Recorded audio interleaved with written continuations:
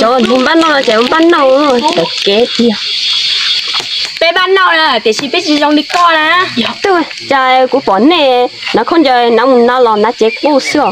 Tôi mua có giá chỉ chú cái liều. Mua đi bọn đỡ giá chịu máu luôn. Liều đỡ nhân nhân lớn mua.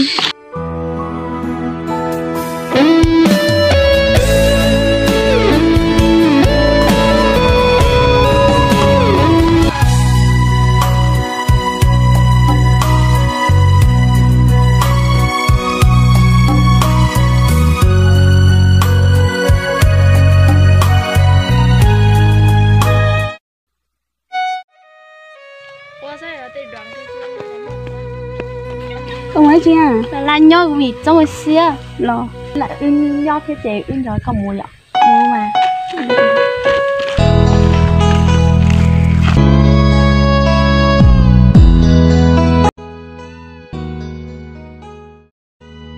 bây giờ chỉ lít trong thôi ạ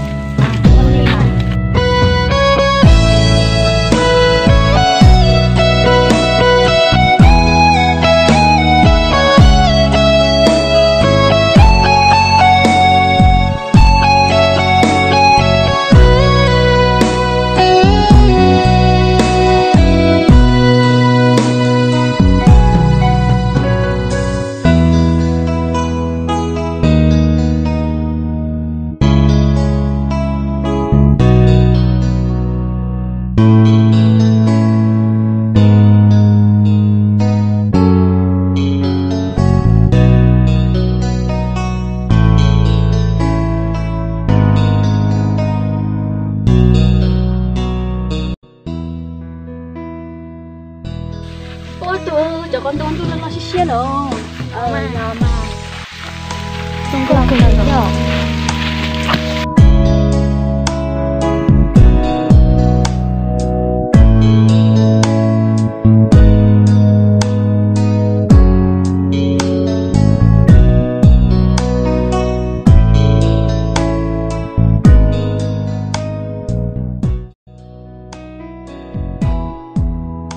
tụi này nhau nó có bán đấy thay đổi rồi chúng có cây rồi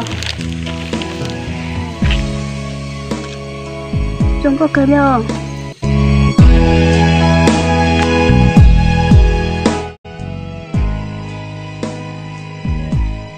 đâu rồi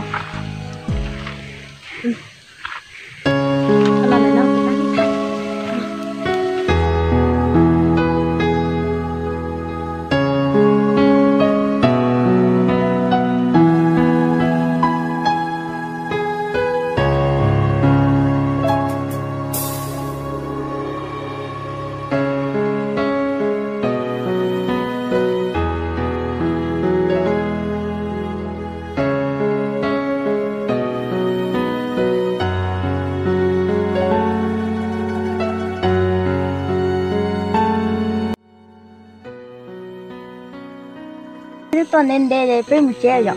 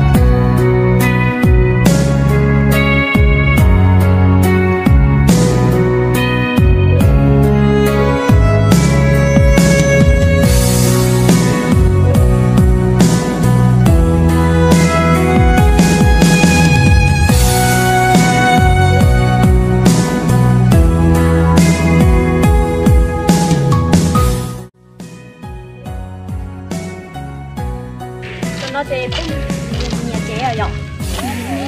nó có tin rồi nó tự bắt cái thấy cảm nhận được nó bắt đi ăn Rong mà. cái giá khu này mà chứ không phải nó mà khoảng cái là nó phụ cái này bỏ掉多 Đấy rồi nè. không có tôi giờ nó phải bỏ rồi Đây mua thì lo nè. bây giờ bé là ngày mua thì trong đợt lo sữa có mấy nha. Lo cho nên chỉ giàu cũ nè. Tới giờ tại kia là mày đi tuần chỉ in trả kế mày đi hú trên cho nên mua sữa. Lo nên tiếng mua lo Lo mà trên lưỡi rau bé là hú cỏ. Có đây trên cái gì chéo.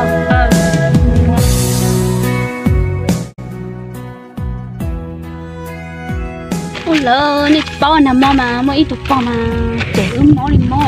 Lo nên trẻ đi chán à. Thì bây giờ nhanh bắn đâu nữa. Lo. Thì giờ nó chỉ có mình không chặt. Sáng tiền thì nhớ nó muốn đi xóa kia nè, nhìn trên bên trên thì nó vậy bên muốn đi chụp kia rồi ạ. Trẻ đi bao lo đi.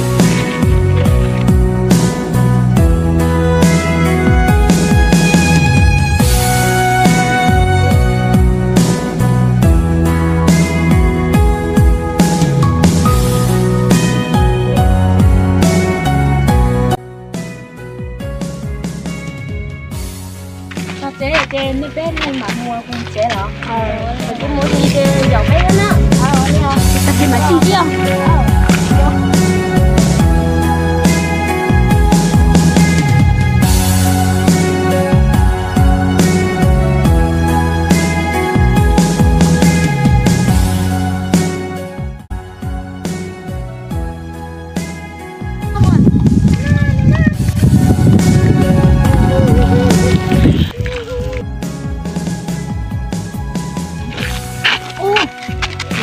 Tôi con tới rồi tôi